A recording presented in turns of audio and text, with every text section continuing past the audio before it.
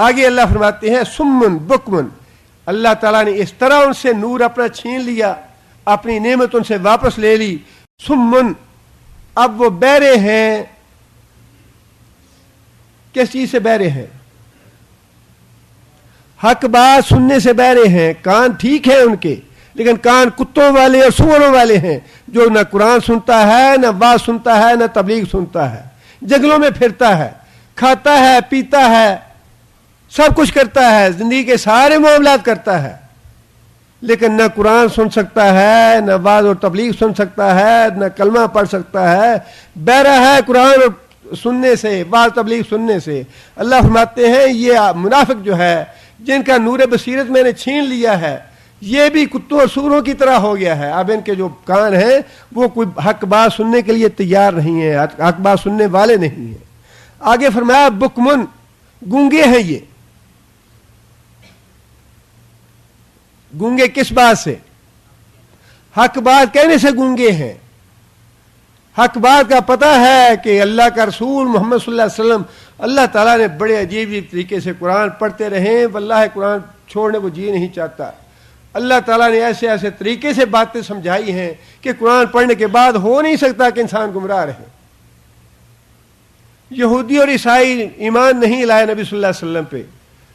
یہ تو نرالا رسول آ گیا، یہ کیسے آ گیا، یہ کہاں سے آ گیا، اس پہ ہم کیوں ایمان لائیں؟ اللہ نے فرمایا کہ اس پہ تو وحی اسی نے نازل کی جیسے موسیٰ اور عیسیٰ پہ نازل کی تھی. موسیٰ اور عیسیٰ پہ ایمان کیوں لائے ہو؟ اس پہ تو اللہ نے کتاب نازل کی ہے جس اللہ نے موسیٰ پہ کتاب نازل کی تھی. کیا جواب ہے یہودیوں اور عیسائیوں کے پاس کہ موسیٰ اور عیسیٰ پہ تو ایمان لائیں لیکن محمد صلی اللہ علیہ وسلم پہ ایمان نہ لائیں؟ لیکن اللہ فرماتے ہیں کہ حق بات کہنے سے ان کی زبانیں گونگی ہیں. انہیں پتہ ہے محمد صلی اللہ علیہ وسلم اللہ کے رسول ہے، انہیں پتہ ہے قرآن اللہ تعالیٰ کی کتاب ہے، انہیں پتہ ہے کہ دین حق یہی ہے، لیکن اس کے باوجود اللہ تعالیٰ نے ان سے یہ قوت سلب کر لی ہے، ان سے یہ صلاحیت سلب کر لی ہے، ان کے گناہوں کی پاداش میں، ان کے کفر اور نفاق کی پاداش میں، کہ وہ اس بات کا اعتراف کر سکیں یا گواہی دے سکیں کہ ہاں محمد صلی اللہ علیہ وسلم واقعی اللہ کے رسول ہے. فرمایا یہ بکمن ہے، یہ گونگے ہیں، یہ حق کی گواہی نہیں دیں گے. اب آگے فرمایا کہ امیون، اندھے ہیں، حالانکہ آنکھیں ہیں ان کی، لیکن حق چیز کو دیکھنے سے ان کی آنکھیں انکاری ہیں. حق بات کو پڑھنے سے، حق بات کو دیکھنے سے اندھے ہیں یہ. لا یرجعون، اب یہ کبھی واپس نہیں پلٹیں گے. اللہ نے یہاں پچھلی آیت میں کافروں کے بارے میں تو اللہ تعالیٰ نے یہ بات ارشاد فرمائی، ختم اللہ علی قلوبہم، اللہ نے ان کے دلوں پہ مہر لگا دی ہے. اور یہاں اللہ تعالیٰ نے فرما دیا کہ سمن، بہرے ہیں. وہاں فرمایا کہ علی سامعہم، ان کے کانوں پہ مہر لگا دی. یہاں فرمایا کہ گونگے ہیں.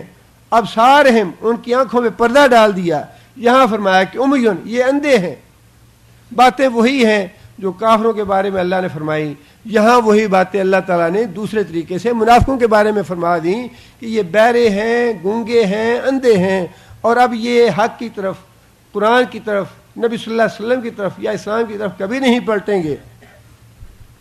یہ مثال تو اللہ تعالیٰ نے دی ان منافقوں کے بارے میں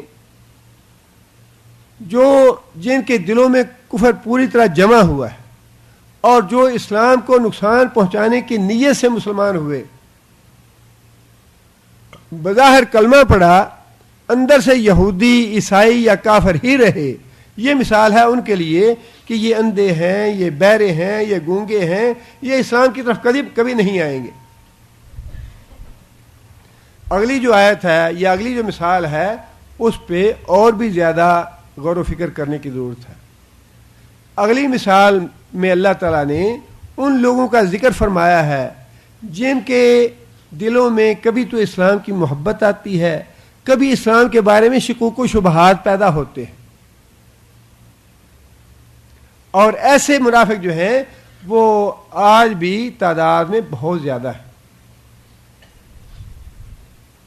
مسلمان ہیں بظاہر, ماں باپ نے اسلامی نام رکھ دیا, اسلام کی کچھ تھوڑی بہت تعلیم دے دی, لیکن جب شعور ہوا تو بہت سے شکوک و شبہات دور کرنے کے لیے نہیں بلکہ اپنے دلوں میں کافروں کی طرف دیکھ کے اسلام کے بارے میں پیدا ہو گیا. ان کی مثال اللہ تعالیٰ نے اس آیت میں دی ہے. اللہ فرماتے ہیں او کصیبن, یا پھر منافقوں کی مثال ایسے ہے کصیبن, صیب کہتے ہیں زور کی بارش کو, جیسے زور کی بارش ہو من السماء, آسمان سے, آسمان سے زور کی بارش ہو. بارش سے مراد یہاں کیا ہے؟ اسلام. بارش سے مراد اسلام ہے. زور کی بارش آئی آسمانوں سے, اللہ تعالیٰ نے اسلام کی نعمت اتاری آسمان سے, لیکن آگے فرمایا فیہ ظلمات, فیہ اس بارش میں کیا ہے؟ ظلمات, تاریکیاں ہیں بڑی. بارش اتری, بارش کے ساتھ اندھیرا, طوفان, بجلی, کڑک, شور شرابہ. اللہ فرماتے ہیں کہ یہ تو اسلام اور لازم ملزوم ہیں یہ چیزیں. اسلام جب قبول کرنا ہے کسی نے تو ان چیزوں سے واسطہ پڑنا ہی پڑنا ہے. مصیبتیں اور تکلیفیں اور آزمائشیں, یہ تو اللہ تعالیٰ نے شروع میں بتا دیا کہ جو اسلام قبول کرے گا اس کو مصیبتیں, تکلیفیں اور آزمائشوں سے واسطہ پڑنا ہی پڑنا ہے. اسلام کی بارش نازل ہوئی آسمانوں سے, لیکن فرمایا فیہ ظلمات, اس میں اندھیریاں ہیں, طوفان ہیں, ورعد, رعد کسے کہتے ہیں؟ جب بادل آپس میں ٹکراتے ہیں تو جو آواز پیدا ہوتی ہے اس کو رعد کہا جاتا ہے. کڑک کہہ لیں, اس میں کڑک بھی ہے. برقن, برق کسے کہتے ہیں؟ چمک کو. بجلی کی جو روشنی ہوتی ہے, اتنی روشنی, ایک تو نور ہے نا روشنی, اسے بھی نور روشنی کہتے ہیں. برق وہ روشنی ہے جو انسان برداشت نہ کر سکے, آنکھیں بند کر لے, آنکھوں کو اندھا کر دینے والی چمک, نور کو ختم کر دینے والی چمک, برق ہے وہ. فرمایا کہ جب آسمانوں سے اسلام کی بارش نازل ہوئی, اس میں اندھیریاں ہیں, طوفان ہیں, تاریکی ہے, بجلی ہے, چمک ہے, مصیبتیں ہیں, تکلیفیں ہیں, آزمائشیں ہیں, ابتلائیں ہیں. اور پہلا دور دیکھ لیجیے آپ, کوئی بلال پیدا ہوگا تاریخ میں, کوئی خباب بن ارت پیدا ہوگا دوبارہ قیامت تک, کوئلوں پہ لیٹ کے انسان, اتنا کوئلوں پہ لیٹے کہ انسان کے جسم کی چربی کوئلوں کو بجھا دے, اور ایسی تپتی ریت. یہاں اندازہ لگائیے مکہ کی جو تپتی ریت ہے یا تپتی سڑکیں ہیں, انسان ننگے پاؤں کھڑا نہیں ہو سکتا.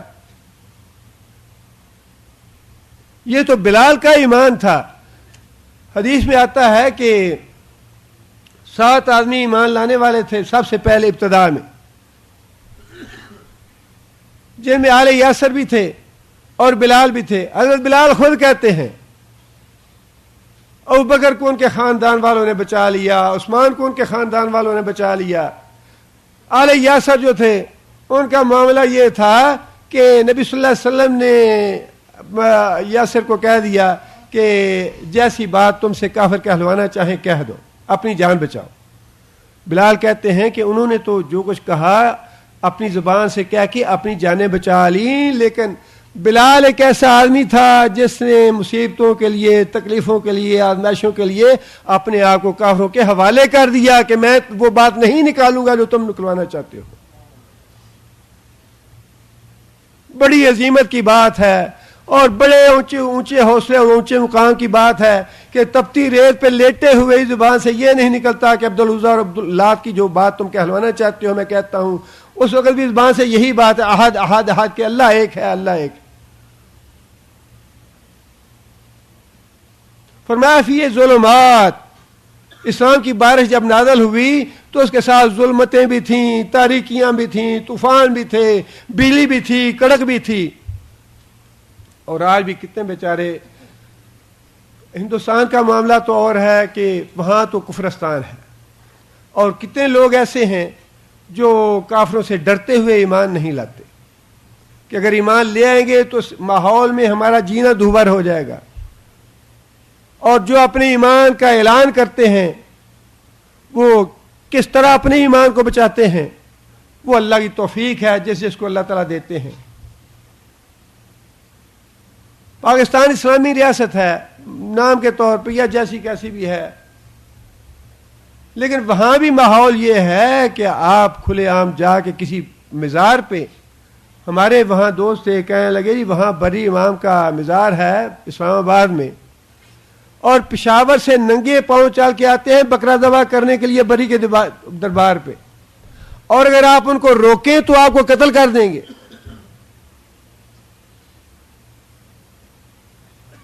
اسلام کا نام لینا چمی گوئے مسلمان بلرزم کہ دائنم مشکلات لا الہ الا، جب میں لا الہ الا اللہ کہتا ہوں تو کانپ جاتا ہوں، اس لیے کہ مجھے پتا ہے کہ لا اللہ کہنے کے بعد کیسی کیسی مصیبتیں اور آزمائشیں آئیں گی مجھ پہ۔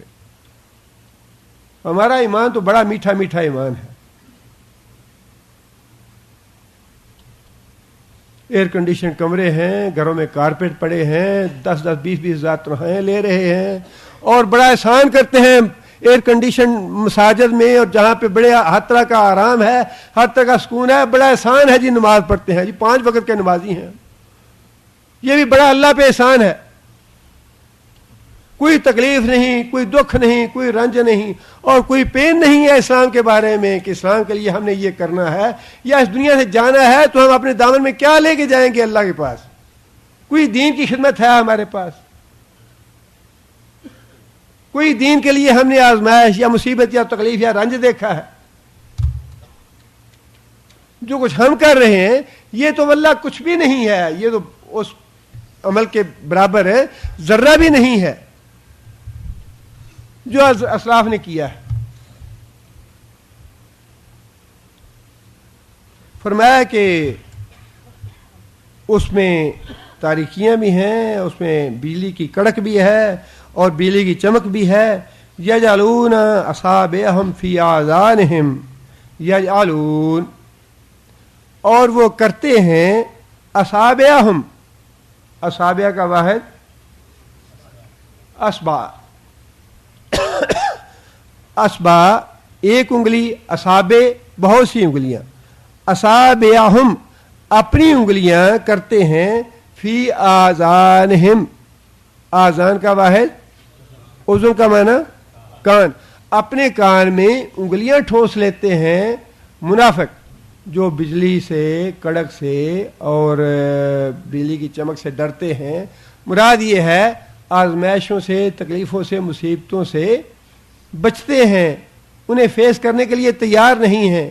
کوئی دنیا کا نقصان ہو، خسارہ ہو، مالی خسارہ ہو یا کوئی اور تانا مینا سننا پڑے، اس کے لیے تیار نہیں ہے۔ یجعلون اصابعہم فی آذانہم، اپنے کانوں میں انگلیاں ٹھوس لیتے ہیں۔ من الصواعق حذر الموت، صواعق کا واحد صاعقہ، صاعقہ کا معنی ویسے تو صاعقہ کا معنی بھی کڑک اور زوردار دھماکہ، من الصواعق کہ کہیں کوئی زوردار دھماکہ نہ ہو جائے جس سے ہماری جان چلی جائے۔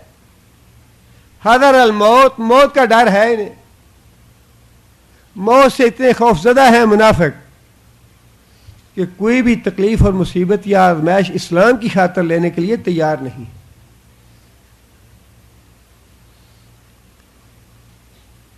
اور یہ ساری چیزیں جو ہیں وضاحت کی ضرورت نہیں ہے۔ 9/11 کے بعد دیکھ لیجئے یورپ اور امریکہ میں جو لوگ تھے، ہاں جی بڑی آزادی ہے وہاں پہ، جو چاہے ہم کر سکتے ہیں۔ اب پتہ چلا جو چاہے وہ کیا کر سکتے ہیں۔ اذان نہیں دے، جمہوریت کیسی ہے یہ؟ جمہوریت صرف یہ ہے کہ اللہ کے رسول کی معاذ اللہ گستاخی کی جائے، توہین کی جائے، استہزاء کی جائے، یہ جمہوریت ہے، یہ رائٹ ہے۔ تو اپنے پریزیڈنٹ کے بارے میں تو کوئی بری بات نہیں کر سکتے، اس کے لیے تو قانون ہے، اور رسول اکرم صلی اللہ علیہ وسلم کی استہزاء توہین کرنے کے لیے جمہوریت ہے۔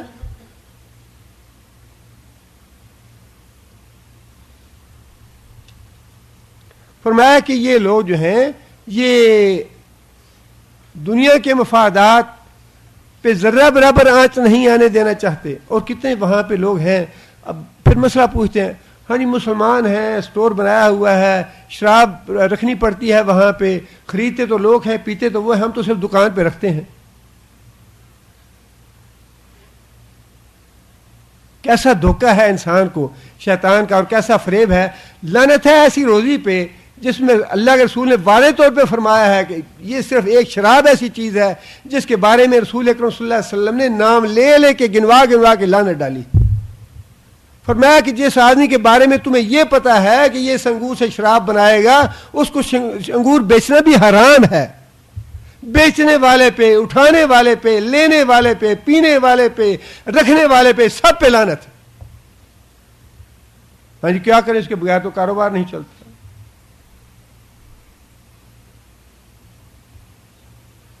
بات تو وہی ہے کہ اسلام لاؤ گے تو اس میں ظلمتیں بھی ہیں, طوفان بھی ہیں, آزمائشیں اور مصیبتیں اور تکلیفیں یہ تو آنی پڑیں, قربانی دینی پڑے گی اپنے مال کی, اپنے بچے کی, اپنے گھر بار کی.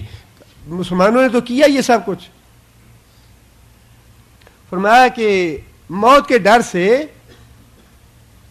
کہ کہیں کوئی دھماکہ نہ ہو جائے اپنے کانوں میں انگلیاں ڈال لیتے ہیں اور یہ سمجھتے ہیں کہ شاید ہم نے اپنے آپ کو بچا لیا ہے.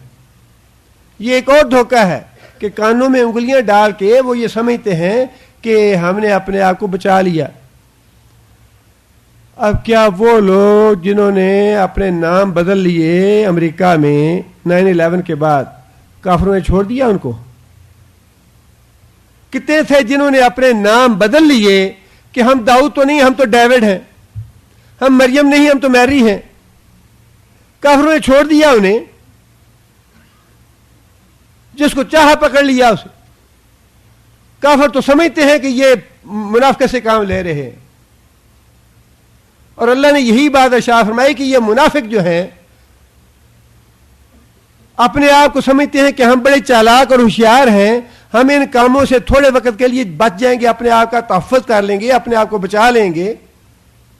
کیا کانوں میں انگلیاں ڈالنے سے, نام بدلنے سے, یا اپنا لباس بدلنے سے, یا اپنے یہ بال کٹ بدلنے سے کیا یہ بچ جاؤ گے تم اللہ تعالیٰ کی پکڑ سے, موت سے بچ جاؤ گے؟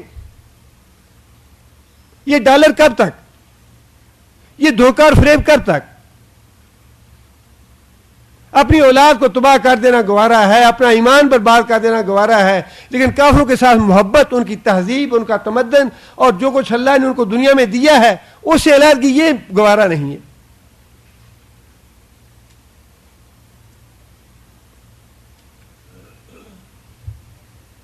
فرمایا واللہ محیط بالکافرین, یاد رکھو کہ اللہ تعالیٰ تو کافروں کو پوری طرح گھیرے ہوئے ہے, جب بھی چاہے گا ان کی جان لے لے گا.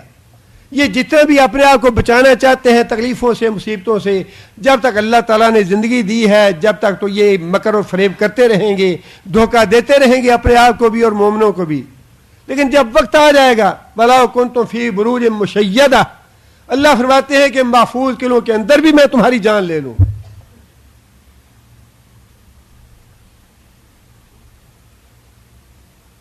کیا اندرا گاندھی بچ گئی موت سے, یا اس کے بعد اس کا بیٹا بچ گیا موت سے؟ جب اللہ نے جان لینی تھی اس کے محافظوں سے لے لی اس کی جان. واللہ محیط بالکافرین, اللہ تعالیٰ ایسے کافروں کو پوری طرح گھیرے ہوئے ہے. یہ کانوں میں انگلیاں دینے سے, نام بدلنے سے, لباس بدلنے سے, اپنے منہ بگاڑنے سے اور اپنی لینگویج بدلنے سے, اس سے انسان بچ نہیں سکتا. جب اللہ کی پکڑ آنی ہے اللہ کی پکڑ آ جائے گی. انسان کو اللہ کے ساتھ معاملہ بالکل سیدھا سیدھا رکھنا چاہیے. مومن ہے تو مومن بن کے رہے, اور منافق ہے یا کافر ہے تو کافر بن کے رہے. آگے پھر اللہ فرماتے ہیں کہ ان لوگوں کی حالت اس طرح کی ہو چکی ہے, یکاد البرق یخطف ابصارہم, یکاد البرق یہ سمجھتے ہیں, ان کی سوچ اس طرح کی ہے کہ یہ سمجھتے ہیں کہ بجلی جو ہے یخطف اچک لے گی, چھین لے گی ابصارہم, ان کی آنکھوں کو. یہ جو بجلی سے چمک آ رہی ہے یہ چمک ایسی ہے اسلام کے نام سے مصیبتیں اور تکلیفیں اور پریشانیاں اور آزمائشیں ایسی آتی ہیں یہ تو ہماری جان لے جائیں گی. یکاد البر کو سمجھتے ہیں کہ قریب ہے کہ بجلی جو ہے یخطف اچک لے چھین لے ابصارہم ان کی آنکھوں کو. ان کی حالت ایسی ہو چکی ہے یا ان کا ذہن ایسے بن گیا ہے, ان کی سوچ ایسی بن گئی ہے کہ یہ جو اسلام کی وجہ سے دہشت گردی کا لیبل لگا ہوا ہے یہ تو مصیبت ہے ہمارے لیے. یہ لیبل اپنے آپ سے ہٹانے کے لیے نہیں جی ہم تو بنیاد پرست نہیں ہیں, ہم تو شدت پسند نہیں ہیں, ہم تو بڑے لبرل ہیں, ہم تو بڑے ماڈرن ہیں, ہم تو بڑے روادار ہیں. بنیاد ہماری کیا ہے؟ بنیاد ہماری 1400 سال پہلے رسول اکرم صلی اللہ علیہ وسلم نے رکھی اسلام کی. ہم بنیاد پرست کیوں نہیں ہیں؟ ہم تو بنیاد پرست ہیں, اپنی بنیاد پہ مرنا چاہتے ہیں, اپنی بنیاد پہ زندہ رہنا چاہتے ہیں اور قیامت کے دن اپنی اسی بنیاد پہ اٹھنا چاہتے ہیں. ہم تو ہیں بنیاد پرست, 1400 سال پرانی شریعت پہ قائم ہیں اور نفرت کرتے ہیں تمہارے دین سے, تمہاری تہذیب سے, تمہارے تمدن سے. ہمیں ایک لمحہ کے لیے بھی گوارا نہیں ہے کہ ہمارے دل میں تمہاری تہذیب اور تمدن کی محبت کا ایک ذرہ برابر بھی پیدا. ہم کھلے الفاظ سے ان کا اظہار کرتے ہیں کہ ہم نفرت کرتے ہیں تمہاری تہذیب و تمدن سے, تمہارے دین سے. تمہارا دین منسوخ ہو چکا ہے. جس اللہ نے موسیٰ اور عیسیٰ پہ کتابیں نازل کی تھیں اسی اللہ نے تمہاری کتابیں, تمہارے نبی کا دین, وہ سب کچھ منسوخ کر دیا ہے. اس نے کہا کہ اب دین تمہارا محمد صلی اللہ علیہ وسلم کا دین ہے. ہم نہیں مانتے تمہارے دین کو, ہم نہیں مانتے تمہاری تہذیب و تمدن کو.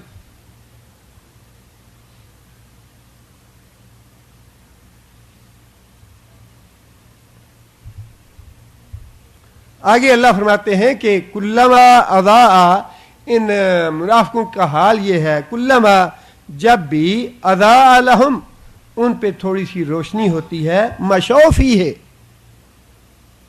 مشوا کون سا فعل ہے؟ ماضی کا فعل ہے جو ہم ذکر غائب کا سی. مشوا کا معنی چلنا, اور اضاء روشنی ہوتی ہے. روشنی سے کیا مراد ہے؟ اس سے پہلے ظلمت سے کیا مراد تھی؟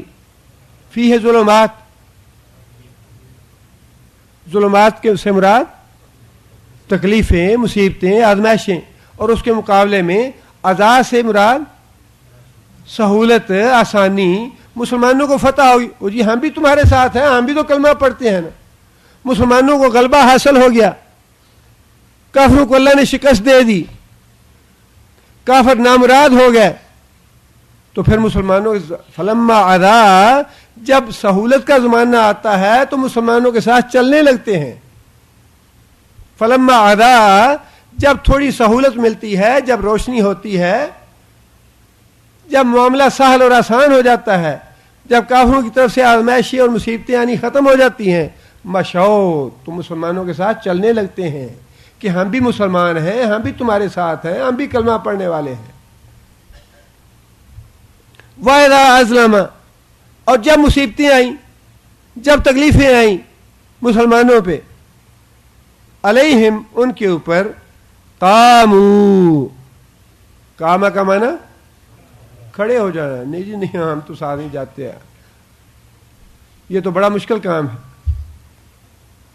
جب معاملہ سہل اور آسان ہوتا ہے, جب تکلیفیں اور مصیبتوں کا زمانہ نہیں ہوتا تو مسلمانوں کے ساتھ چلتے ہیں, اور جب جہاد کا مطالبہ ہوتا ہے, جب اپنی جان اور مال دینے کا مطالبہ ہوتا ہے, جب کافروں سے ٹکر لینے کا مطالبہ ہوتا ہے, اللہ فرماتے ہیں قاموا, تو رک جاتے ہیں. نہیں جی یہ کام ہم سے نہیں ہوتا, یہ بڑا مشکل کام ہے.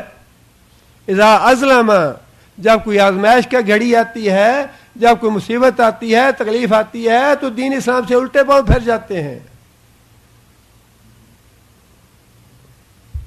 آگے اللہ فرماتے ہیں وَلَوْ شَاءَ اللَّهُ, اور اگر اللہ چاہتا, لَذَهَبَ بِسَمْعِهِمْ, لے جاتا ان کے کان, وَأَبْصَارِهِمْ, اور ان کی بصارت یا آنکھیں.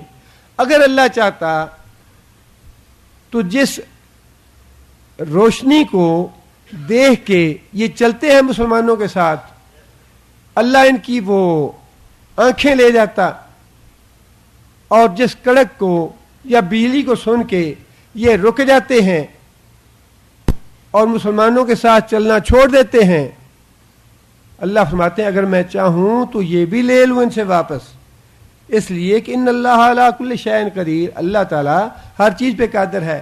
لیکن اللہ فرماتے ہیں کہ میں ان سے لیتا نہیں، اس لیے کہ جتنا کوئی مسلمانوں کے ساتھ چلنا چاہتا ہے میں اس کو اس سے محروم نہیں کرنا چاہتا۔ اللہ تو بڑے مہربان ہیں، اللہ تو چاہتے ہیں کہ مسلمانوں کے ساتھ ساتھ چلتے رہو، خواہ تکلیفیں آئیں، مصیبتیں آئیں، آزمائشیں آئیں، مسلمانوں کے ساتھ ہی رہو۔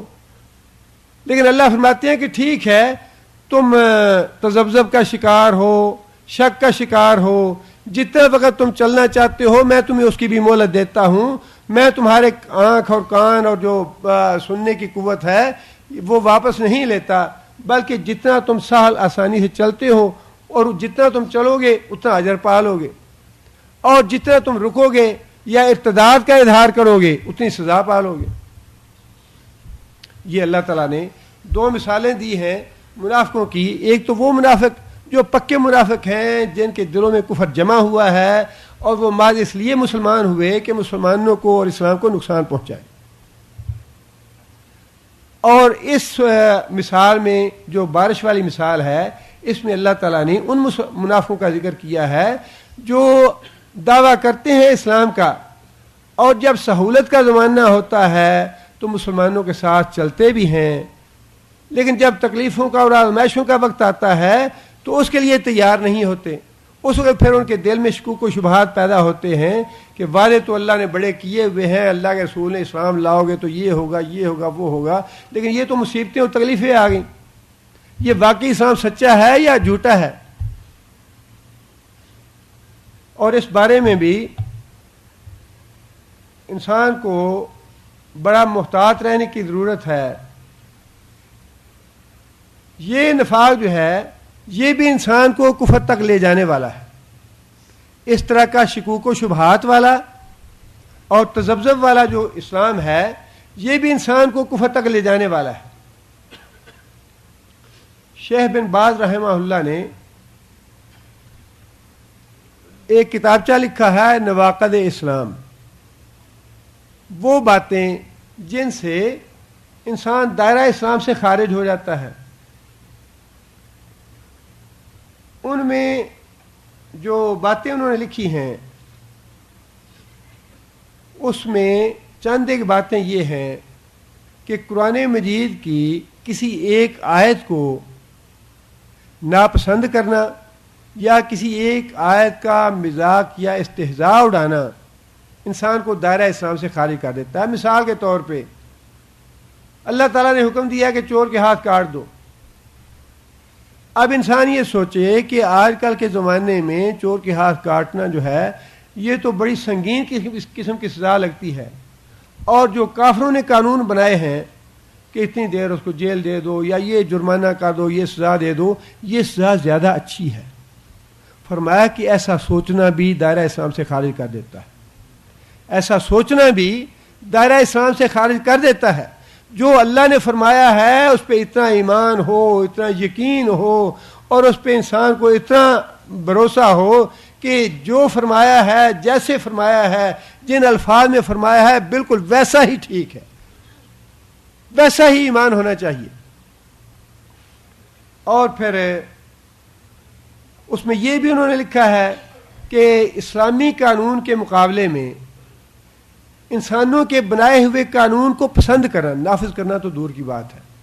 انسان اللہ تعالیٰ کے جو دیا ہوا قانون ہے اس کے مقابلے میں کسی دوسرے قانون کو یا دوسرے نظام کو تحسین کی نگاہوں سے دیکھے، اس کو محض پسند کرے، اس کا یہ دعویٰ نہ کرے کہ ہم اپنے ملک میں اس کو لاگو کرنا چاہتے ہیں، بلکہ محض اس کو اچھا سمجھے، فرمایا وہ بھی دائرہ اسلام سے خارج ہے۔ اور جو آدمی یہ سمجھے کہ اسلام کے احکام، اسلام کے قوانین موجودہ دور میں نافذ ہونے کے قابل نہیں، یہ بھی دائرہ اسلام سے خارج ہے۔ اور واضح طور پہ شاہ نے یہ بھی لکھا ہے کہ جو آدمی یہ سمجھے کہ اسلام جو ہے یہ محض ذاتی مذہب ہے، انسان کی ذات سے تعلق ہے، ہماری اجتماعی زندگی سے یا ہمارے اجتماعی مسائل سے اس کا تعلق نہیں ہے، وہ بھی دائرہ اسلام سے خارج ہے۔ یہ ساری حالتیں نفاق کی حالتیں ہیں، اور ان ساری باتوں کی وجہ سے اسلام دائرہ اسلام سے خارج ہو جاتا ہے۔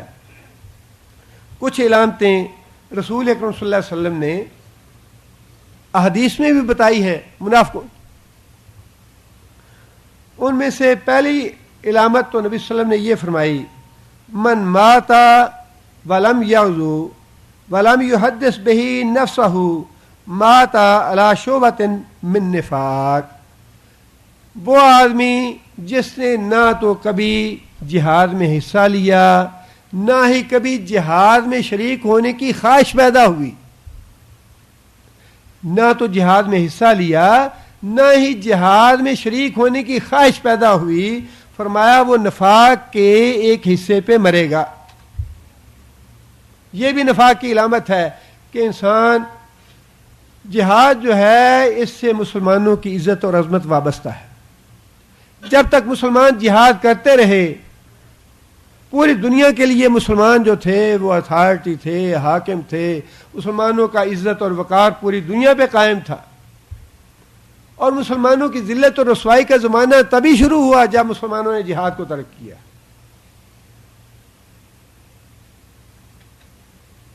اس لیے فرمایا کہ جو جہاد سے جی کتراتا ہے وہ منافق ہے۔ دوسرا، نبی صلی اللہ علیہ وسلم نے یہ بات ارشاد فرمائی کہ لیسا صلاۃ اسکل علی المنافقین من الفجر والعشاء، منافق آدمی پہ فجر اور عشاء کی نماز بڑی بھاری ہوتی ہے۔ یہ بھی نفاق کی علامت ہے۔ ویسے تو قرآن مجید نے یہ بات ارشاد فرمائی ہے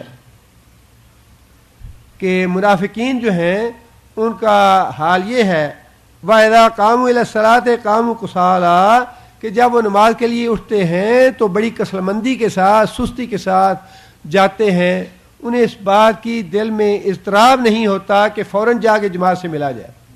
یہ بھی نفاق کی علامت ہے۔ اور خاص طور پہ فجر اور عشاء کا فرمایا کہ فجر اور عشاء کی نماز بڑی بھاری ہے منافقوں کے لیے۔ اور اسی طرح نبی صلی اللہ علیہ وسلم نے یہ بات بھی ارشاد فرمائی کہ ریا جو ہے یہ بھی نفاق کی علامت ہے۔ فرمایا کہ میری امت میں سے منافقین کی کثرت جو ہے وہ قراء میں سے ہوگی، قرآن پڑھنے والے، اس لیے کہ نیتوں کا معاملہ تو اللہ ہی بہتر جانتا ہے، لیکن رسول اللہ صلی اللہ علیہ وسلم کی حدیث ہے کہ جب لوگ واہ واہ کرتے ہیں، سبحان اللہ کرتے ہیں، تو اور بھی دل میں یہ جذبہ پیدا ہوتا ہے کہ اور بھی اچھے طرح سے پڑھوں تاکہ میری اور تعریف کی جائے۔ اور یہی بیڑا غرق کرنے والی چیز ہے، یہی ریا ہے کہ انسان اپنی واہ واہ کرانے کے لیے کوئی نیک عمل کرے۔ اور پھر اس کے ساتھ نبی صلی اللہ علیہ وسلم نے ایک اور حدیث میں یہ بات ارشاد فرمائی، آیت المنافق ثلاث، منافق کی 3 علامتیں ہیں، اذا حدث کذب، جب وہ بات کرے گا تو جھوٹ بولے گا، اذا وعد اخلف، وعدہ کرے گا تو خلاف ورزی کرے گا، واذا اؤتمن خان، اور جب امانت دیا جائے گا تو اس میں خیانت کرے گا۔ 3 علامتیں نبی صلی اللہ علیہ وسلم نے بتائی کہ بات بات میں جھوٹ بولنا، وعدہ خلافی کرنا، امانت میں خیانت کرنا، یہ بھی نفاق کی علامتیں ہیں، جس کا مطلب یہ ہے کہ نفاق کا جو دائرہ ہے وہ بڑا وسیع ہے۔ 2 چیزیں جو ہیں وہ تو قرآن مجید نے بتا دیں کہ وہ منافق جن کے دلوں میں کفر جمع ہوا ہے، اور وہ منافق جن کے دلوں میں اسلام کے بارے میں شکوک و شبہات ہیں اور وہ اضطراب کا شکار ہیں، پوری طرح انہیں یقین اور ایمان نہیں ہے کہ جو اللہ اور اللہ کے رسول نے فرمایا ہے یہ بالکل منو ان برحق ہے اور سچ ہے۔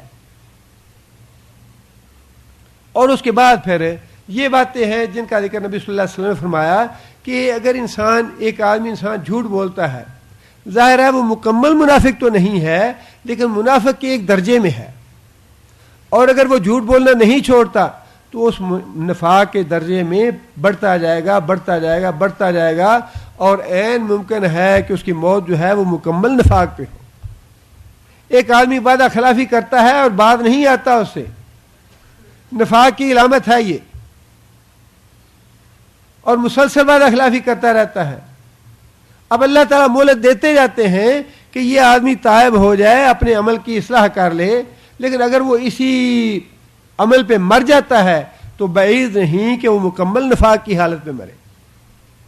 اسی طرح خیانت کا معاملہ ہے کہ خیانت کرنے والا مسلسل خیانت کرتا جاتا ہے اور باز نہیں آتا اس سے، رکتا نہیں ہے اس سے، حتیٰ کہ اسے موت آ جائے تو ممکن ہے کہ اس کی موت جو ہے وہ مکمل نفاق پہ واقع ہو۔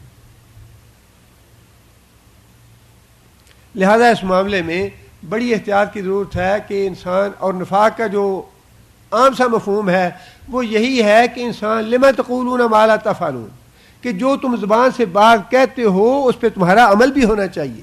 یہ ساری باتیں نبی صلی اللہ علیہ وسلم نے بھی جو ارشاد فرمائی ہیں، اس کا مطلب یہی ہے کہ اپنے آپ کو مکمل طور پہ اسلام کے تابع کر لو۔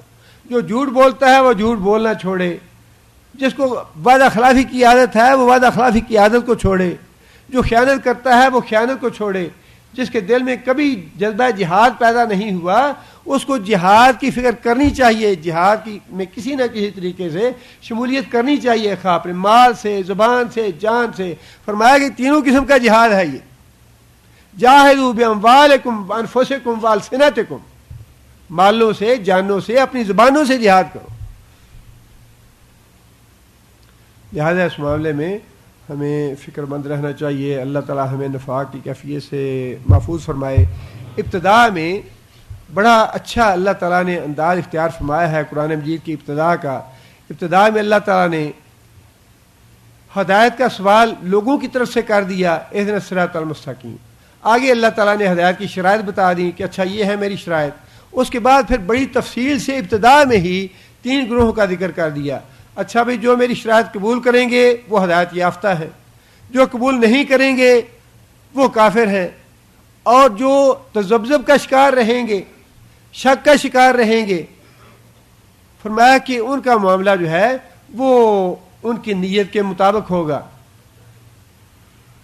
اب آگے پورے قرآن مجید میں ان تینوں کرداروں پہ مختلف واقعات کے حوالے سے اور زمانے کے حوالے سے اللہ تعالیٰ نے تبصرہ ارشاد فرمایا ہے، لیکن ان 3 کرداروں پہ عمل کرنے کے وضاحت کرنے کے بعد اگلی جو آیت ہے یا اگلا جو رکوع ہے اس سے در حقیقت قرآن مجید کی ابتدا ہوتی ہے، اس سے قرآن مجید کے احکام شروع ہوتے ہیں، اور وہ احکام جو ہیں وہ ہیں پوری دنیا کے لوگوں کو مخاطب کر کے اللہ تعالیٰ نے یہ بات ارشاد فرمائی، یا ایھا الناس اعبدوا ربکم، اے دنیا کے لوگوں اپنے رب کی بندگی کرو، الذی خلقکم، جس نے تم کو پیدا کیا، والذین من قبلکم لعلکم تتقون۔ یہ ہے قرآن مجید کی سب سے پہلی اور بنیادی دعوت کہ ایک اللہ کی بندگی کرو جس نے تمہیں بھی اور تم سے پہلے لوگوں کو بھی پیدا کیا۔ اور یہاں سے در حقیقت قرآن مجید کی ابتدا یا قرآن مجید کے احکام جو ہیں ان کا آغاز ہوتا ہے۔ انشاءاللہ اگلے جمعے میں وہاں سے شروع کریں گے۔ سبحان ربک رب العزت عما یصفون وسلام